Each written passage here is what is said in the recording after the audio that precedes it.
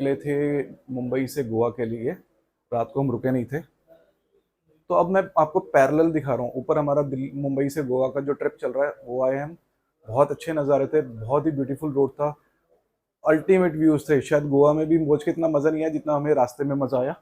Secondly साथ साथ मैं आपको पूरा इस ट्रिप में क्या एक्सपेंसेस आए मेरे, क्या इश्यूज आए, क्या क्या चार्जिंग इंफ्रास्ट्रक्चर है, क्या क्या उस पर मेरा पैसा लगा, कितना कितना ऐप, कौन सी ऐप रिलायबल है, इसके साथ ही कितना फास्टैग लगा, रोड कंडीशंस क्या है, ये साथ साथ ही अपडेट कर देता हूँ। ये दोनों चीज़ें मैं साथ साथ ही अपडेट कर रहा हूँ आपको। तो अब आ गया टाइम टोटल खर्चा बताने का। हमने आते हुए रास्ते में 9 ऐप्स का यूज़ किया या 8 ऐप का यूज़ किया, एक किसी और तरीके से यूज़ करी, मैं वो बता देता हूँ। पहली ऐप थी हमारी FICH, जो मर्सिडीज़ के शोरूम के बाहर जिसके चार्जर्स होते हैं, उसे हम यूज़ नहीं कर पाए। कोई रास्ते में हमारे को चार्जर दिखा नहीं है उसका, तो हम उसे यूज़ नहीं कर पाए। दूसरी थी वॉलेटिक। वॉलेटिक क्योंकि मैंने इसलिए डाउनलोड कर रखी थी, उसमें मेरा पैसा भी पड़ा था। जब हम दिल्ली से जयपुर जा रहे थे, दिल्ली से जयपुर जाते हुए उसके हाईवे के ऊपर जो मुंबई एक्सप्रेस वे है उसके ऊपर चार्जर था, और उसका भी कहीं पूरे हमारे को दिल्ली से लेकर गोवा तक आते हुए कोई चार्जर दिखा नहीं। उसके यूजली सारे चार्जर्स हैं बैंगलोर में, तो यहाँ पर कोई नहीं दिखा, तो उसे भी हम यूज। तीसरी है एक्सोबोल्ट। एक्सोबोल्ट का हमने चार्जर डाउनलोड किया राजस्थान के अंदर, भीलवाड़ा से थोड़ा सा पहले। और एक्सोबोल्ट भी DC चार्जिंग इशू की वजह से हमारा पैसा उसमें फंसा हुआ है, उसको भी हम यूज नहीं कर पाए।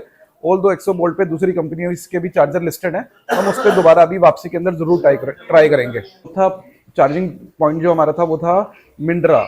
मिंड्रा का जो चार्जर हमें मिला जब हम उदयपुर से गुजरात के अंदर एंटर करते हैं, तो वहाँ पर एक फेमस रेस्टोरेंट चेन है होनेस्ट। उस होनेस्ट के उस पर वहाँ पर हमारे पास अवेलेबल था ये मिंड्रा। तो हमने इसका ऐप डाउनलोड नहीं किया, उसके कस्टमर केयर पे फ़ोन करके उनको पैसा ट्रांसफ़र करके उन्होंने हमारा वहीं से स्टार्ट कर दिया। तो टोटल हमने चार्जिंग करा वहाँ से 305 रुपये का हमारा चार्जिंग लिया, और उस 305 रुपये में हमारा 50% के अराउंड चार्ज हो गया। सबसे सस्ता यही पड़ा हमें। हमारी इंचार्ज बाय सर्वोटेक, सबसे पहला चार्जिंग पॉइंट हमने इससे किया। ये एक ऐप है जिसका मैंने पहले कहा था कि DC चार्जिंग का इशू है, इससे गाड़ी चार्ज नहीं हो रही। दिल्ली से देहरादून के ट्रिप पे भी मैंने कहा था, लेकिन इस बार ये हमारा चार्ज किया इसने, और वो ये पॉइंट मिला, दूसरी बार नहीं मिला। टोटल 589 रुपीज़ की चार्जिंग हमने इस ऐप से और इस चार्जिंग पॉइंट से करी। है हमारी स्टैटिक। अगर आपने मेरे पुराने वीडियो देखे होंगे तो सबसे ज़्यादा मैं जो रिलायबल रहता हूँ वो हूँ स्टैटिक पे। स्टैटिक के चार्जिंग पिन आपको हर जगह मिल जाते हैं, इजीली आप स्टैटिक पे चार्ज भी कर सकते हो। अभी भी इस चार्जिंग में कोई दिक्कत नहीं रहा मेरा स्टैटिक के साथ, पर दिक्कत उसके चार्जर ही हमें कम मिले स्टैटिक के। स्टैटिक की ऐप पर जो लिस्टेड है वो स्टैटिक के कम है, और दूसरी कंपनीज के चार्जर ज़्यादा लिस्टेड है। वो एक थोड़ा टोटल चार्जिंग ली 657 रुपीज़ की। शायद एक बार इसमें से हमने AC चार्जिंग भी ली थी उदयपुर के अंदर, और वहीं पे ही हमने इसका DC चार्जिंग भी लिया। स्टैटिक इकलौती ऐसी कंपनी है जिस पे मैं सबसे ज़्यादा रिलाई करता हूँ, और इसका मैंने RFID कार्ड भी बनवा रखा है। और AC चार्जिंग के साथ RFID मैंने यूज़ किया तो बड़ा ही ईजी था, सिर्फ जस्ट टैप किया और एकदम स्टार्ट हो गया, तो एक्सपीरियंस अच्छा था स्टैटिक का। तीसरी ऐप थी जिसपे जो इस पूरे ट्रिप में हमारा सबसे ज़्यादा साथ दिया वो थी अदानी। अदानी के चार्जिंग पॉइंट्स काफ़ी ज़्यादा अवेलेबल हैं, स्पेसिफिकली गुजरात के अंदर। तो आप और ऐसे ऐसी जगह पे अदानी के चार्जर मिले जहाँ पर कोई दूसरी कंपनी सोच भी नहीं सकती कि यहाँ पे हमें चार्जिंग पॉइंट लगाना है। तो तीसरी ऐप हमारी सबसे फेवरेट रही अदानी की, और 142 रुपये की 842 रुपीज़ की हमने चार्जिंग करी है अदानी के ऊपर। ये तीसरी सबसे अच्छी ऐप रही हमारी। और दूसरी सबसे ज़्यादा रिलायबल ऐप जो हमारी रही, हालांकि उस पर हमने चार्जिंग 2 बार करी, लेकिन अमाउंट वाइज सबसे ज़्यादा रिलायबल रही और वेरी सरप्राइजिंगली वो थी टाटा। टाटा एक ऐसी ऐप है जिससे MG खुद मना करता है कि टाटा पे हमारी गाड़ी चार्ज नहीं होती। दूसरा, टाटा की ऐप पे DC चार्जर जिनके साथ इशू है, जिनको पता है, हुआ ये, अगर आप कार की सीट पे बैठो, AC को ऑन रखना है, कार को ऑन रखना है, और अनलॉक नहीं करनी गाड़ी, चार्जिंग पॉइंट लगाओ, सीट पे बैठे बैठे आप उसका चार्जिंग पकड़ लो और उस पर ऐप पे डाल दो उसको, वो गाड़ी चार्जिंग लेना शुरू कर देती है। और जैसे ही आप गाड़ी को लॉक करोगे, वो चार्जिंग स्टॉप कर देगी उसी टाइम। इसका एक प्रॉपर मैंने शॉट बना के डाला हुआ है, आप चेक कर सकते हो शायद, और प्रॉपर एक शॉट है, आप उसको चेक कर लो उस पर जाके ना। 2 बार ही चार्जिंग करी, टोटल अमाउंट की हमने चार्जिंग करी है टाटा से 923 रुपये की, which is second highest in terms of amount जितने भी ऐप से हमने चार्ज किया। तो दूसरे नंबर पर रही टाटा पावर, और नंबर 1 पे रही जियो BP।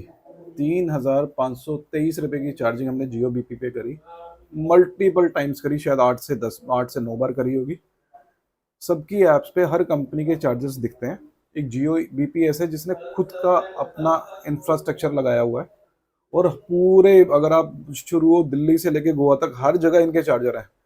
और इस साइड आप आओ तो जियो बीपी के पेट्रोल पंप्स पे भी इनके चार्जर हैं, रेस्टोरेंट्स में भी इनके चार्जर हैं, पार्किंग में भी इनके चार्जर हैं, मेट्रो स्टेशन की पार्किंग में भी इनके चार्जर हैं। तो सब अभी तक आज तक हमेशा मैं बोलता था स्टैटिक स्टैटिक, पर अगर मैं दिल्ली से गोवा तक 2000 किलोमीटर आया हूँ तो मेरे लिए सबसे ज़्यादा रिलायबल रहा जियो बीपी। लास्टली हमारी टोटल चार्जिंग 2000 किलोमीटर में दिल्ली से लेके गोवा तक आने की 6,894 की लगी है, 6,894 रुपीज़। टोटल 2130 के हमारे फास्टैग लगे हैं। और इस फास्टैग में अगर आप बात करो तो सबसे ज़्यादा फास्टैग हमारे लगे हैं दिल्ली से लेके राजस्थान तक ही आने में। शायद उदयपुर तक आने में ही 600 किलोमीटर पे ही हमारा 1200 रुपये के आसपास, 1250 के आसपास चार्जिंग लग गया था। गुजरात में हमारे को फास्टैग ज़्यादा पे नहीं करना पड़ा, मुंबई में भी ज़्यादा पे नहीं करना पड़ा, गोवा में तो बिल्कुल भी शायद नहीं करना पड़ा। मुंबई में कुछ जगह इन्होंने चार्जिंग टोल टैक्स बंद कर दिए हैं, कुछ ऐसा हुआ है।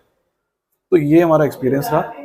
सबसे अच्छी सड़क भी अगर सबसे ज़्यादा हमारे टैक्स कटे हैं तो राजस्थान में ही थी। शानदार रोड था, शानदार रोड था। इसके बाद गोवा में रोड ठीक है, नैरो है पर ठीक है, बहुत अच्छे हैं, कोई दिक्कत नहीं है। गुजरात में रोड नहीं समझ आया, बहुत ज़्यादा टूटे फूटे, मैंने वीडियो में भी डाला, आप चेक कर सकते हो, नहीं इतना अच्छा था। महाराष्ट्र में अच्छे हैं, एक्सप्रेसवे पे ठीक है।